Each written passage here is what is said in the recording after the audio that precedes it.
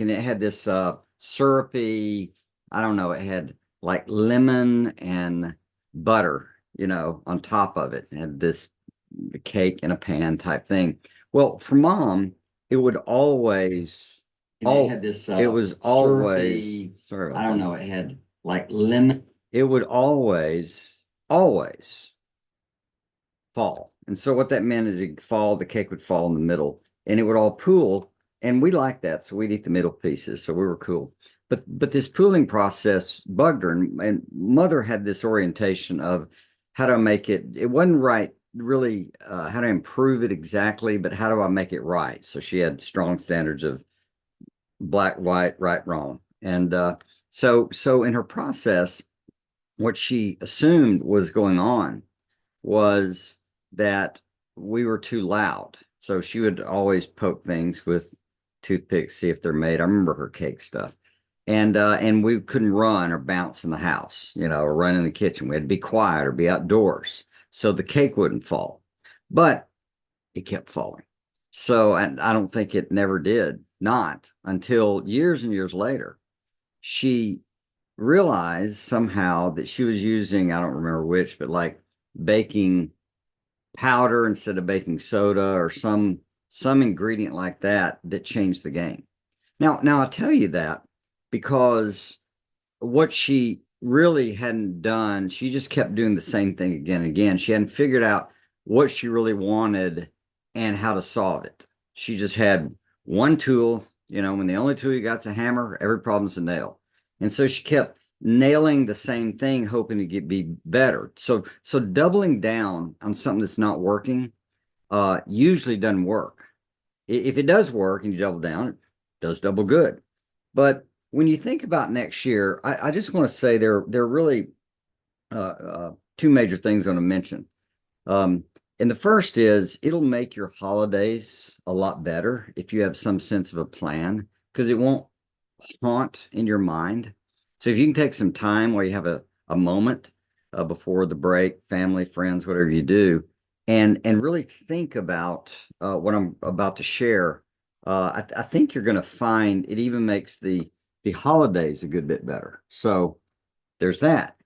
Now, here's how I would like to invite you to ponder it. There are really a couple of essential things you need. And the first is an idea of what and how to improve. And the key is to ask the right question. Mom was asking a question like, why is my cake falling? And uh, and then she came out with theories and played around with them. Rather than how do I get my cake to rise properly? That would have actually set in motion a different way to think.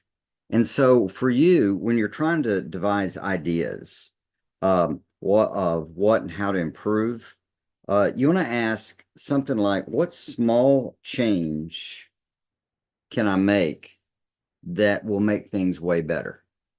So in management, they'll do what 50% change would make 100% difference in 90 days or something. But really, all they need is what small change could I make? And this is how you want to think with leverage. What small change would make things way better? So I don't know what you're like, what you do, but when you start thinking about that question by areas, what small change would make a difference in the kids' math? Well, it might be if they reviewed their math facts um, once a week. I'm making up something. Uh, but it might be, if they just take math facts for uh, 15 minutes of their math time and just review them and then do the next group, not every day, but just like Mondays, get it over with. Or maybe on Fridays because, yay, Friday, it's your last day. You'll be good. I don't know. But that small change might make a difference. It also might make a big difference if you were to start on time, it like had a set moment uh, to begin. And so it would set in motion the whole day. It could be in any particular area, but that's how you want to think. What is it that would be a small change that could make things way better?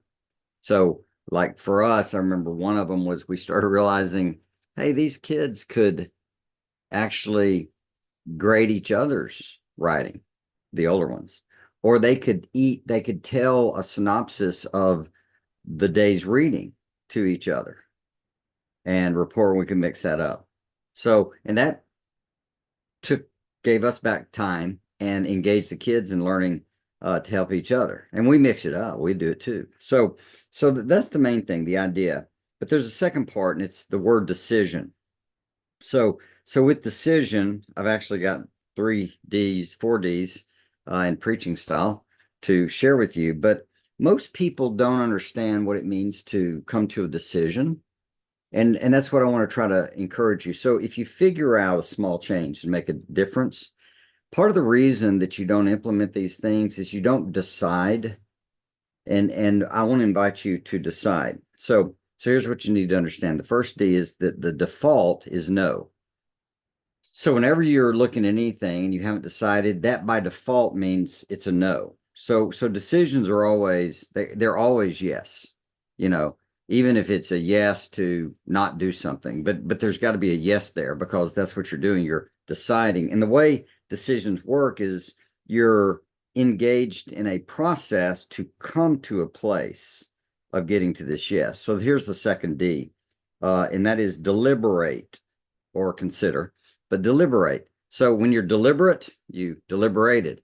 So when we make decisions, we had to consider and think through options. That actually is strategic because you can deliberate for some time, but it's still not a decision, but it's got to happen. You've got to go through that process. What happens is the third D, decide. It's when you get to yes, right? And it's more of a sense that you know you will. So one of the things I learned some time ago in some training is that we have kind of 3 levels of intention. You can intend, you can attempt, or you can commit. Now, my personal observation is we really can't easily just, I commit, I decide. We actually have to do that deliberation, thinking through, consideration process. And it's like the decision comes to a place when we've thought it through to, it's sort of an aha. It's yes, I'll do it. I know I'll do it. And you ask somebody, are you going to do that? And and they'll say yes, and you go, really? And they go, yes, and you go, really? Maybe not, maybe it's this. But if they go, yes, yes, they know it. Well, you too need to be asking that sort of thing. Am I going to do this? It's not, I'm going to try. It's not Yoda. I mean, it is Yoda. There's no try, there's do or not do, but that's the game. So the default is no. The deliberate is the process. The decision is when you come to a place of you will, and you're saying, yes, I'm going to do it. I know I will. That, know within the boundaries of what you know about the future. But you have that sense, yeah, I'm going to do that. And then the last D is do. And so you get in motion. And there's the trick. So when you're thinking through the coming year and you're trying to plan and sort it out, I'm assuming you already have a system in place. If you don't, you're at a different stage. But how do you improve things? You want to consistently improve, maybe not constantly, but consistently. You're going to do that by getting a clear idea of what and how, and you're going to decide. And that's going to be the game. And so if you find that helpful, uh, yeah, maybe share it, whatever. Really not that. I really just kind of get jazzed when people learn. So keep learning, share it with other people, how to do it. It doesn't have to be about me. Share some of your successes with us, Facebook here, wherever. We'd like to know how that helped. But I would encourage you to take a little time to do that very thing. So there it is. Jody will zip in here shortly, and then we will be off to the races. If you're here, you could certainly say hi and tell us where you're from as we're transitioning. I've got to redo my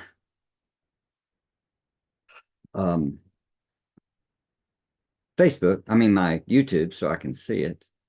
And let's see if this works here. So what kind of questions are you facing? Could be questions about this, could be additions, it could be concerns. It could be anything. Certainly game for whatever. And obviously we record and we post this stuff.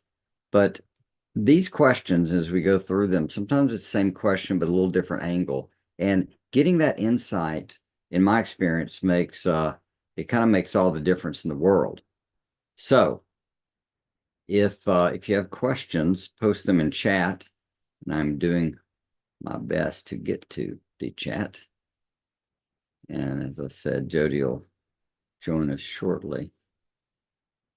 What's wrong with this computer? I think it's an operator error. Okay. Hallelujah. All right. So we're in San Diego. We're in North Carolina. We're in San Antonio, personally. We have kids spread out from DC to Austin to Houston to Montgomery. So they're a little everywhere. So Peter, good to see you back. We are doing well, as far as we know. Any tips for the transition to mental school? I think that's not what we're aiming for. To middle school. So we get Jody in here. I guess before middle school, if I can get you in here, you can say hi. Hey guys and gals.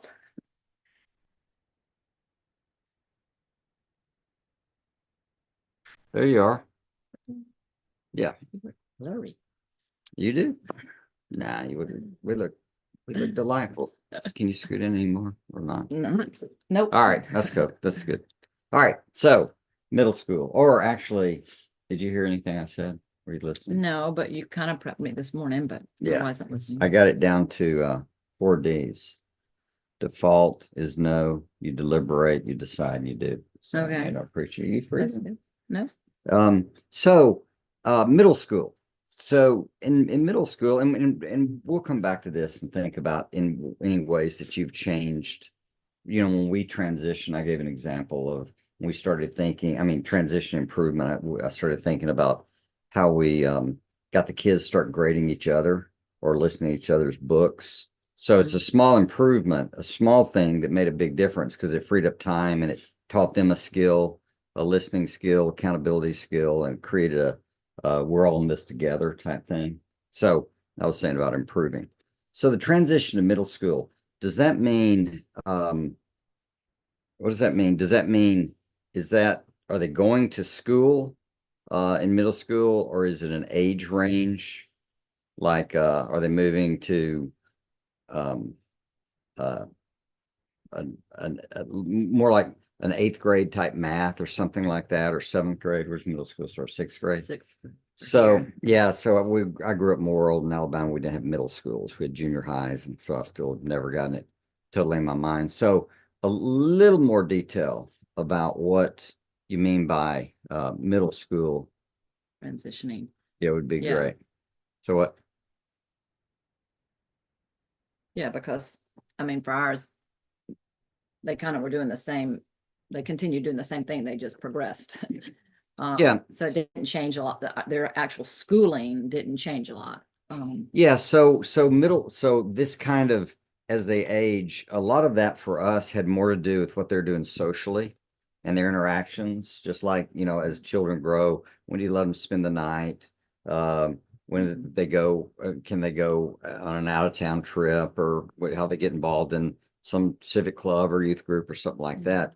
But in general, education itself was never, we never broke it down into units or even exactly subjects, but it was more of a constant growth.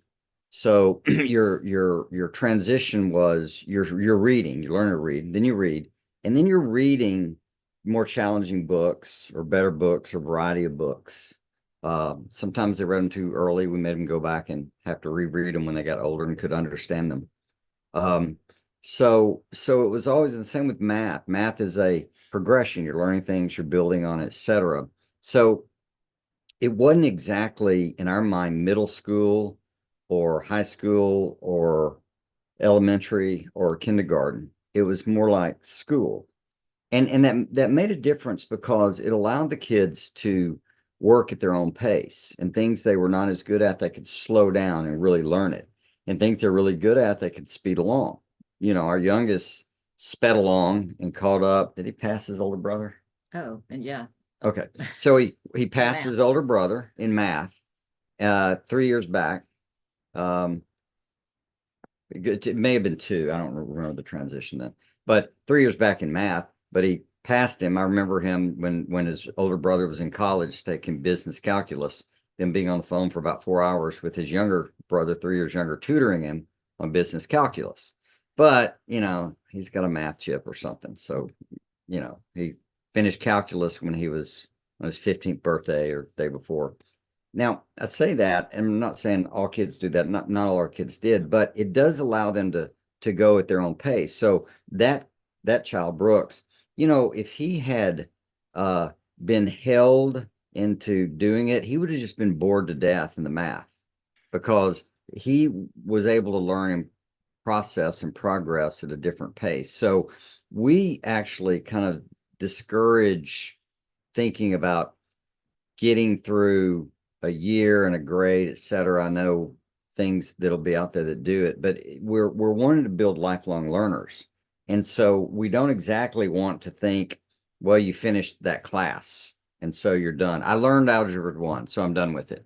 No, it's math, it's reading, it's writing, and you can continue to improve, grow, learn, mature in that subject. I've talked too much. no, that's You right. talk. No, you're right. Unless there's more information for us, it's, for ours, the change to middle school was more social. Youth group at church started and things like that. As Yeah. far as changes in their life. But you may have something more specific you're trying to ask. Yeah. That would, And that they would- would love. that would they be, would yeah, try to that'd be answer. great. So, Yeah.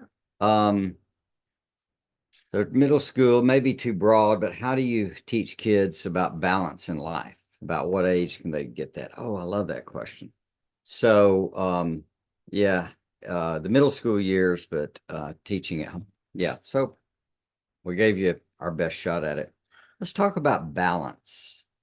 How do you teach kids about balance in life? About what age can they get it? Well, let's start here. About what age do adults get it? Are you living a balanced life? So in my experience, maybe not. What our problem is we, I think, don't understand the word balance.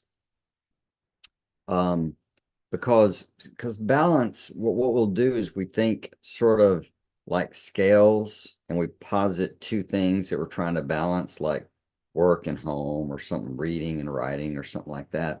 And when you do that kind of dualistic thinking that way, it can misguide you because you miss some of the other things that are in the orbit. Um, it's it really comes down to this, the way I think about it is balance is actually the right amount of the right ingredient. That's not always equal in time or equal amount. So like soup, if you put like half the soup with salt, it's not probably going to be edible. You need some salt, let's say, in a recipe. But that some salt is literally just some salt. It's the right amount. You put too much and you're going to add water base or something, A potato. Yeah, something. So what you do? Something soaks it up. Yeah. Yeah. And if you don't have enough, it'll taste, Bland. yeah, like V8 juice unsalted. So when you think that way, and then you're talking about balance, with kids, the balance part is going to be dictated upon them when they're young. It's time to sleep. It's time to eat. I'm putting food in front of you. It's called a balanced diet. So you're getting some variety and the right amounts of the right things.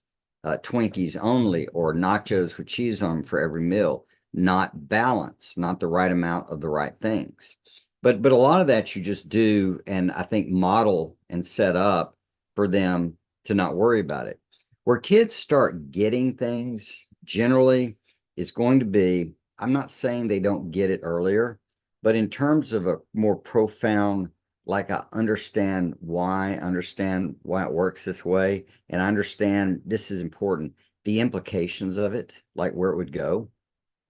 That's going to be, I'm going to say around 14 and up. So the cerebral cortex, nature of the brain, new stage in learning, that logic stage, all those things are in place for more abstract things, for more principle drivenness. Up to then, it's largely a rules game, and they follow rules, so they rebel against rules, etc. But as they age, they get to a place that they need to understand what's the principle in play here, and how does that work. And so that balance conversation, getting their life in balance with friendships and work and whatever your standards are, or whatever you're concerned about. Usually it's that kind of thing. It's like enough sleep and proper food, and work when we need to work, and play when we need to play. Some recreation, some downtime, friendships. What do you say? Exercise. Yeah. You know, like I'm just thinking about gaming. A lot of children have their parents let them game to an, you have this much time. Well, they usually probably fudge and sneak around and all. And then at some point, just something like that, it has to become, well, all the things actually, it has to become their decision. They have to understand, yes, I am choosing to do this for 10 hours of my day. And I know these are the consequences, and some of that is just them learning by having the consequences. And I'm thinking of two young men that I know that were very heavy throughout their whole time at home. And I think their parents maybe tried to regulate and stuff, but until they got it in their own head to be in better shape and to lose weight. And then they did it. I did it, saw them in their later teens. Which one? I'm the one I know. One's one and one's but you're not thinking about him. The one I know that I'm thinking about is we talk code all the time. I don't think the parents tried to regulate him much. They didn't fight that battle. But he woke up and decided that he wanted to be different, as Jody said.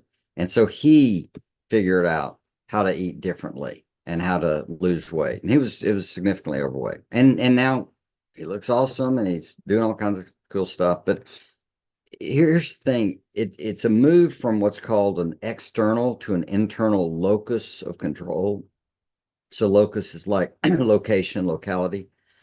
And when people don't have an internal locus of control, it's kind of what they call learned helplessness, that they've got to be told what to do. Everything on the outside world has to tell them what to do, rather than being able to really early discussion about deliberating and thinking things through and making decisions for themselves.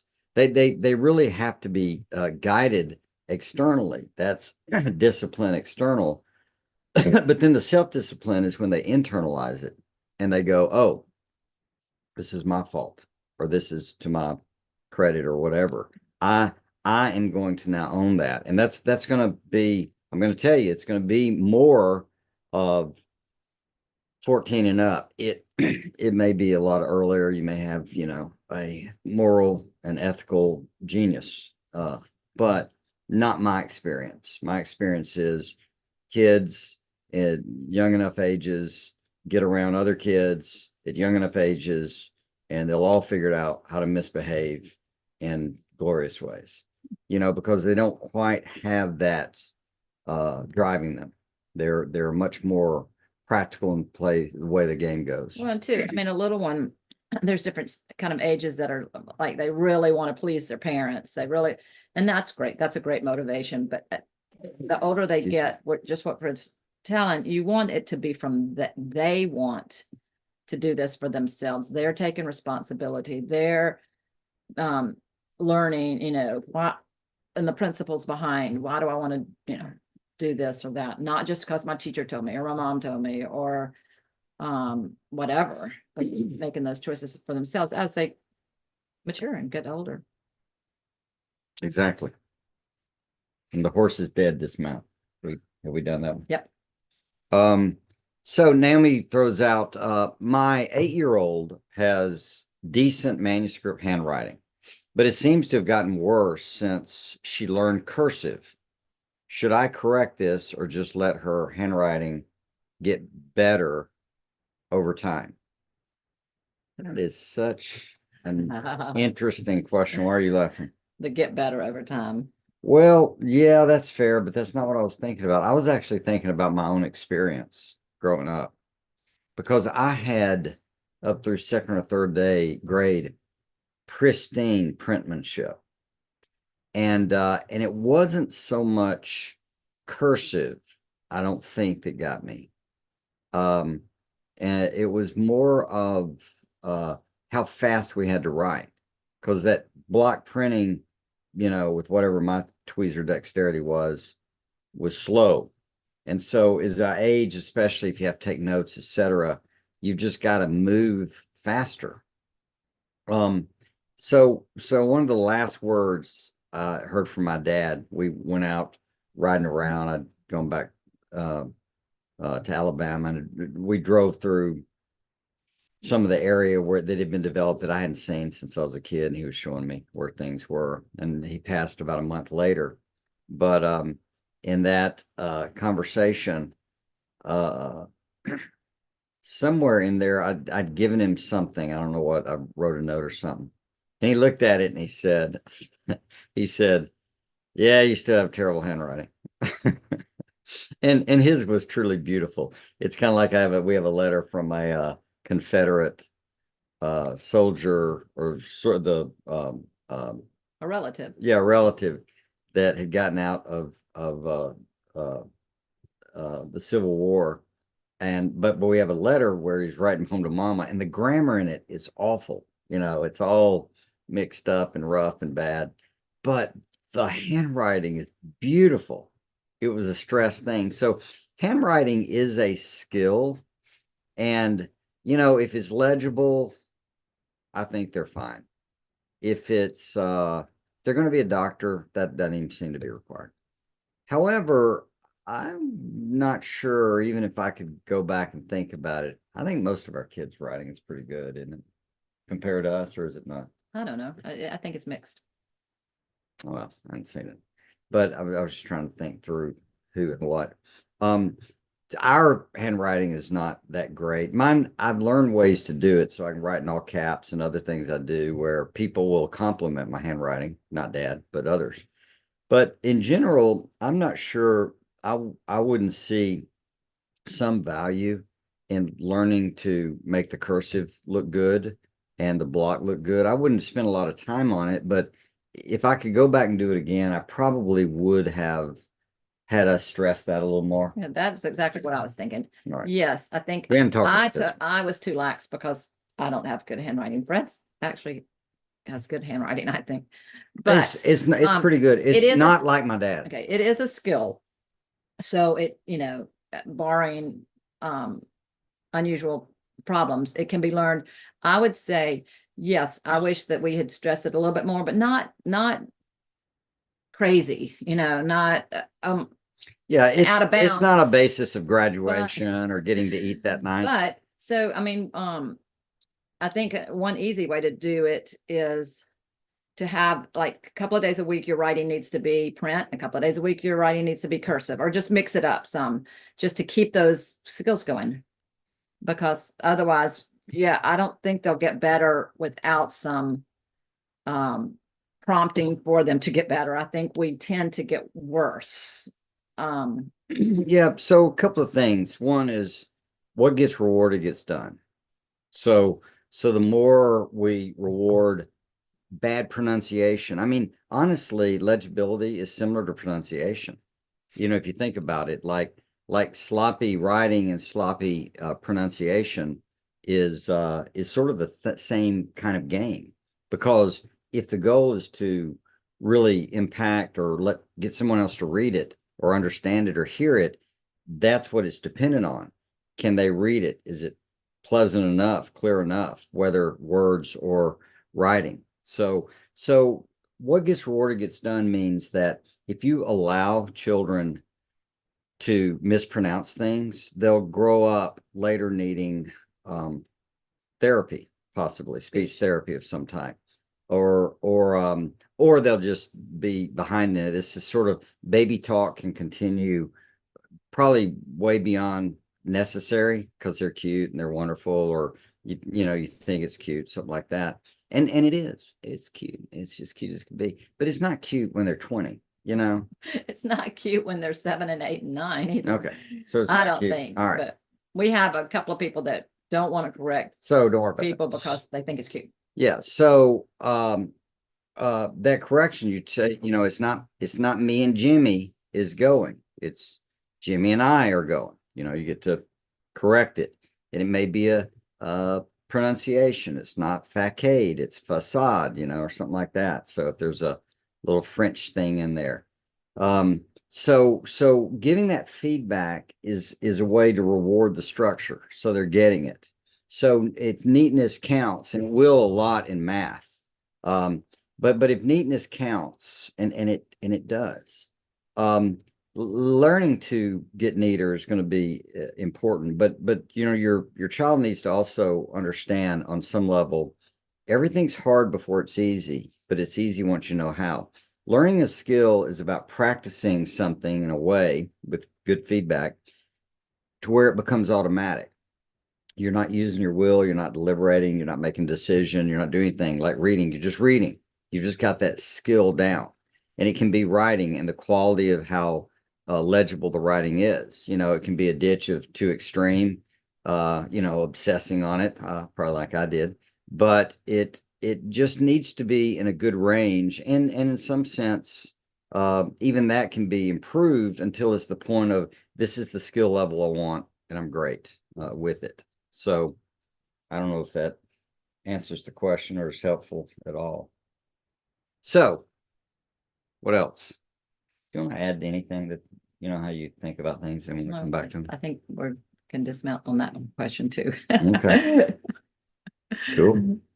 So Amy says, okay, I think she's been trying to hurry. Yeah, that was my experience because we've also been trying to teach her better time management skills. So I have her slow down a bit.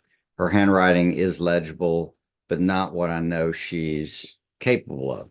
Yeah, so that's and that's what you have to figure out. So you can go so slow, that it's not helpful.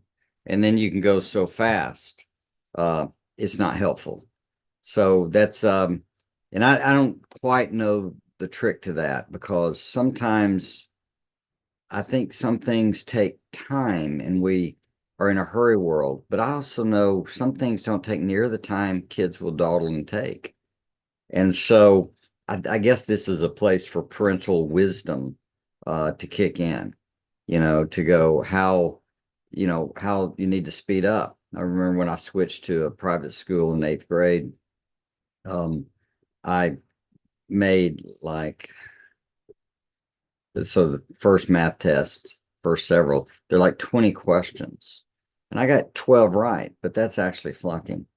But the 8 or maybe it was 6 that I got wrong, maybe it was 14, I didn't get to because I was going so careful and slow. Coming from the public school or private school is a different game, and I knew nothing about time deadlines or anything like that. In public school, I finished everything before most everybody, but this was a different game. So figuring that out and playing with it, this is part of you having to figure out your own wisdom, your own understanding of your own children. And you treat them all, the same by treating each one differently. What I mean by that is you've got to respect there's some little different dynamics in each of them, not exactly about visual learners and kinesthetic and auditory, which has pretty much been discredited as from any legitimate scientific basis. It sounds great, feels good, but it's not that way. They learn all those things. Some of us may have something we're a little better at than others, but knowing this and knowing your children, you're just trying to get them up to, I would say, their potential. I think that's a good way to think about it. So if you have a son, let's say have sons and they're playing basketball and one's 6'8" and one's 5, 6.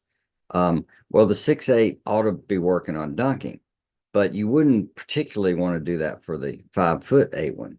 I mean, maybe you're a 5 foot 6 one, maybe you could, but you're going to have to change the game, lower the basket or something like that, because some of this is relative to them. And back to internal locus of control, you want them to own it, to your daughter to some degree.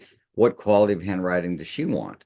And that'll be clearer as she gets older. But you got it. It's going to be a little bit of a discernment thing. And it could be also this, timed assignment something. Okay, yeah, go ahead. We need you. We're focusing on the timed assignment here more than you're writing, not to the exclusion of, but you're writing a letter to grandmother.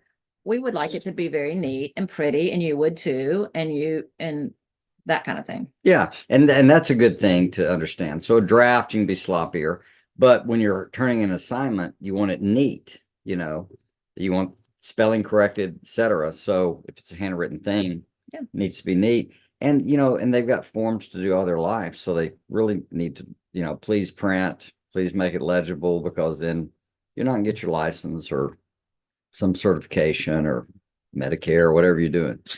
We must be legible. What other things are on your mind? What's going on out there?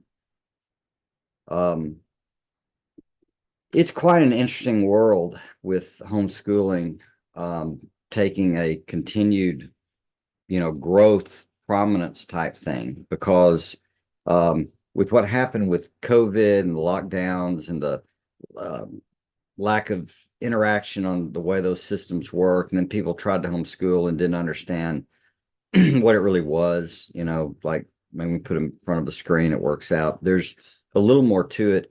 And mostly I would argue that it's an issue of discipline. So again, we're talking about this, but when parents can't bring in some measure of authority, modeling, consequences, challenges, motivation, pep talks, whatever it takes, for kids to actually do the work, because it's actually in the doing the work where they learn.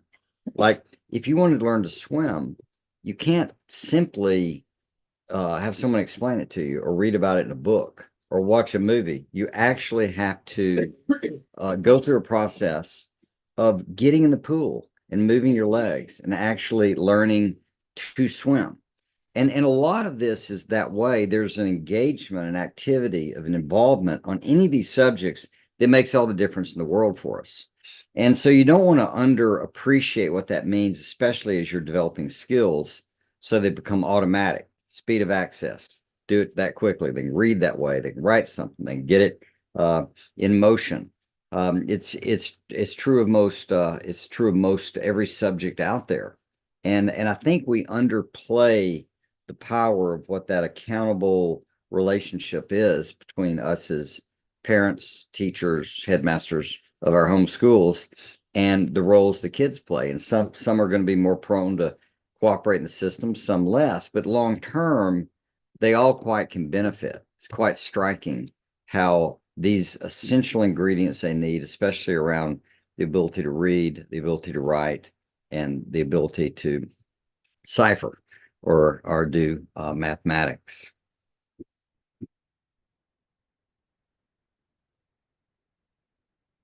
Questions?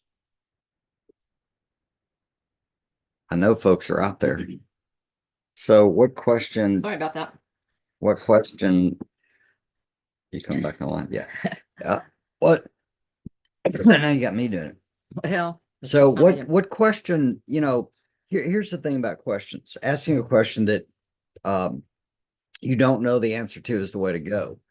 But sometimes we're all in the process of discussing. So it can be questions that you roughly know the answer, but others can benefit from them. And so you can think about it and talk and learn. I used to on the cursive handwritten, I always thought you handwrite first and then you teach them cursive. But the more I've looked at it and studied, I think as a pattern or rule of thumb, you really would probably be much better off actually having them learn cursive first and then learning how to do print, block lettering, whatever you call it, because the nature of the cursive is a little easier. It doesn't take quite that tweezer dexterity. It's a vision thing. There are a bunch of things going on there. So when they can learn to move along and improve that, then they're developing some skill with these things. So it's not, I mean, technically all kids are a bit dysgraphic until they learn how to do it. That's how they all start. Some just have more of a challenge with that. But even in that game, that cursive motion where they're not having to pick up, put down, there are a lot less calculations. That's why I can move faster, a lot less movements. So it's why not bring that up? There's something I was getting to about learning and changing and whatever, but it's I think most of this law was asking questions. Most of this is, it's not that anybody has it all figured out, but we can all kind of learn and benefit together. So any questions that are common or you run into, or what do we do? Ask for a friend. Yeah, call a friend. My friend, no, Oh. my friend's cousin's Oh. girlfriend. I'm not Ask saying his me. question. Yeah, ask this question. And the cursive, I can remember when we were doing our children with cursive, there's a lot of different cursives out there. And I think they call them fonts, don't they? yeah, but and I just remember I picked a pretty simplistic one for them to learn, not all curly Q and all, but that's another decision you want to make too, is what font you want to teach them in. We had a little store in town that has some teacher supplies and things, and so I remembered getting a little laminated sheet that helped with that. So Michael throws out a difficult question. What are your thoughts on artificial intelligence being a new tutor for homeschooling? Yeah, a new tutor is hard to see. But it's tricky because if it learns it, like it's a thing. So as AI learns and learns with language and operates, it's probably going to learn some really good ways to help people learn things. But it also is bound to be better than some parents who are just terrible. Don't you think? Yeah. Yeah, so I'm kind of stuck on that one. I do play with it some, try to understand it. I don't think it's going to have the ability to quite do all the revolutionary things people wish and hope, because it doesn't have a way to get to any human traits like true improvisation. It'll claim it will. I mean, I just recently have gone through a big debate with it, and Jody can tell you I've done it 3 different times. This last one was the best, about root cause analysis and causality and stuff. And by the time we get through, it just said, I get it. You're right. Thanks for the help. Because it was just wrong. It's just goofy. I see your point. Yeah. That's a good point. And That's valid. and all I'm doing is showing its contradiction. What it uses as definitions, I'm using against it. Now maybe it'll learn and get good, but it doesn't, it doesn't even have a way to pull some of that off. It's just stuck in the programming. So learning and training, I wanted our kids to learn to think for themselves. So how would AI pull that off? Can you just say, can you argue with AI? People don't even argue with videos now. They look, I saw it with my eyes. And they go, that's got to be out of context. There's more to it than that thing I'm seeing, So it's an interesting question. I would be surprised. There's something about humans, the nature of competition and group dynamics and interaction, and one person says something and someone else gives an insight. All that Socratic dynamic is going to be tricky to chart, but it also comes with all the cool spontaneity of human beings. maybe an algorithm can run enough simulations to pop up, put peanut butter and chocolate together, right? For Reese's.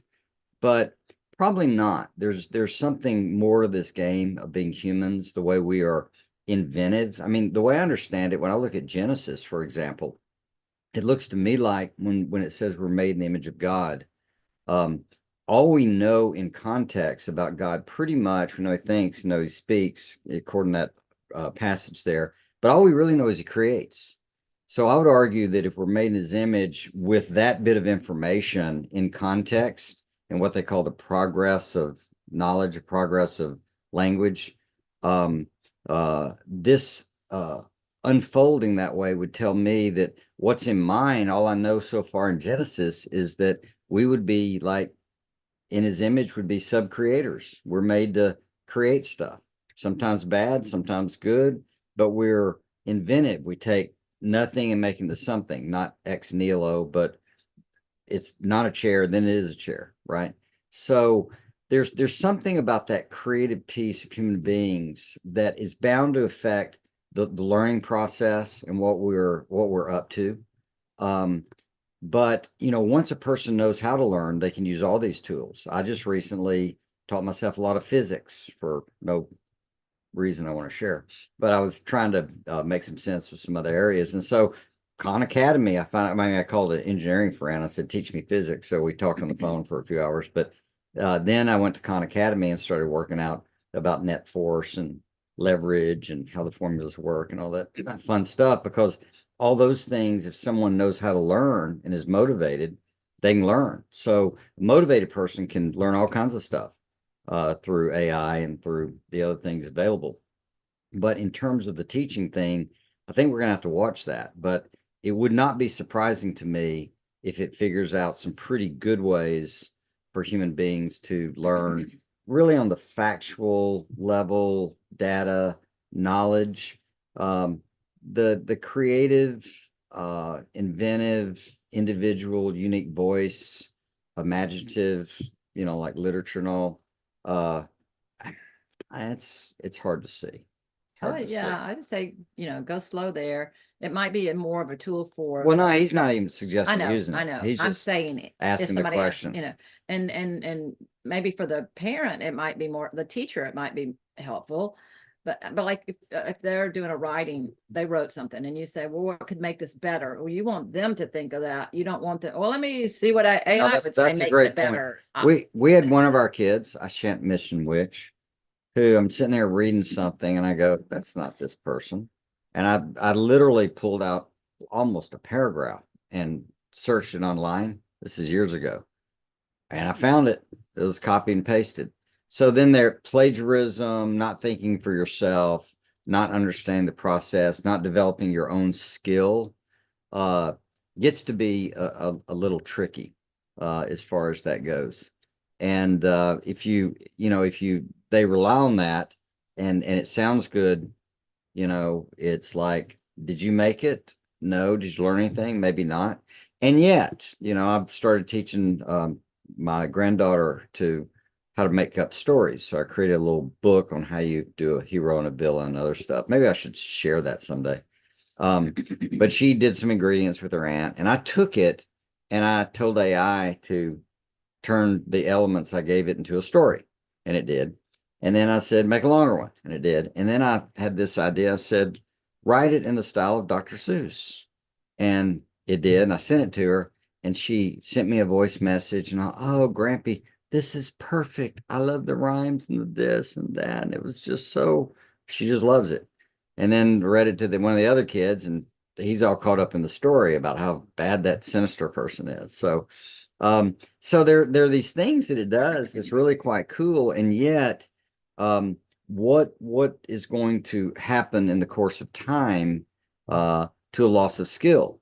Maybe there's a day that none of us know how to drive anymore. We're just all in self-driving things. I don't know how to drive a train, but I don't seem to need that skill.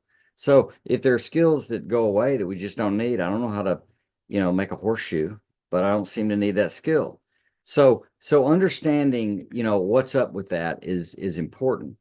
And yet, this independent thought, internal locus of control stuff, I think it's a big deal. So sorry about that. I kind of went off. So did you pay your kids for chores? Some things they have to do, no pay around the house as members of the farm, some of which they could earn money. We did we did it by projects. So we didn't have an allowance, right? Right. But they could earn money with projects. We'd cut a deal on here's a project you can do. Yeah, it's usually physical labor, I think. And if you do it, you get this much money, that kind of Yeah, I thing. think the bottom line there is I firmly believe there's just things you do in your house because you do live there in your family. So these are just, you're going to do this. Yeah, it's not payable. And it's gonna be, we did stuff every day, short period of time every day. But yeah, I think it's because we did not do allowance, some way for them to earn some extra money. I would not make it huge, start small. You can always make the money bigger, but and then that's their choice if they want to do it. Let it be Yeah, their I would choice. say if you have a number of them in there, this works better. If you say, look, here are the things you need to do in a week. Let's say they're regular things. You mentioned a farm. So, I think she said fam, but I could be oh, wrong. well, whatever. So if it doesn't matter, it can be anywhere, but if you have things that regularly need to be done, um, what you can do is set up, here's the amount you get paid for doing all these things. Anyone that isn't done when it should be done, you lose a little money. So at the end of the week, it's not just paying them for doing it, it's actually a consequence for their not doing. So they're getting, let's say they get $20. But in these 10 events, if they didn't do 2 or 3 of them and they lose $2 or $3 or whatever, then it's psychologically people are more motivated not to lose things than to gain things. And if you set it up that way, you'll find it motivates them much better. What I didn't like doing was getting caught in something a long time. Usually I'm trying to teach them a habit if we did anything with a reward or money, but it depends on your situation because it can make sense. I'm not against it. I will say this. I'd set it up, whatever you do, as an experiment. I'd set it up for a few months and say on the calendar, we're going to revisit it. So they can give it a try, you can give it a try, and it doesn't have to turn into what do they say, a precedent embalms a principle. It doesn't have to turn into, we've got to do this forever. So Right. thoughts on that. Next question is Love Khan Academy. My 10-year-old asked me about scientific notation the other day since he heard about it and the intro video explained it clearly even to a 10-year-old. Love that kids follow their interests. Yeah, and that is great. That's the way to do it. I can't imagine. I wouldn't have been a gamer. I wouldn't have been a gamer at all. I would have been a Khan Academy addict, I think, as a kid. Yeah, and as something like Khan Academy, as you've done your school, you're with your brain, but if you want to go investigate other things here, shit, yeah, great. So Tony just mentioned my 1-year-old. Oh, 10-year-old. I got to see the correction. My 1-year-old started the writing course. That would be very impressive. My 10-year-old recently started the writing program and it's helped her so very much. Thank you.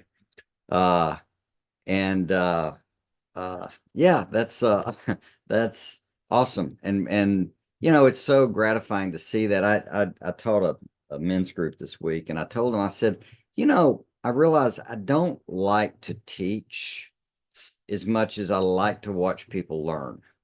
That's, I think, my connection to it. And watching kids really take these principles in the writing curriculum, writing program, and start making sense of some of them and then finding their own voice. Most of these programs out here, pretty much all of them it's about mechanical and getting it right and good technical writing, which of course AI will take care of. But the inventive stuff, no, it's like, what we've done is really quite anti the AI problem. Now there's Grammarly. They want you to write like Grammarly. But you know what? Hemingway, you can pull Hemingway out, put him in Grammarly, and he flunks because there's something about humans that's a bit of a different game. Do your children help prepare meals?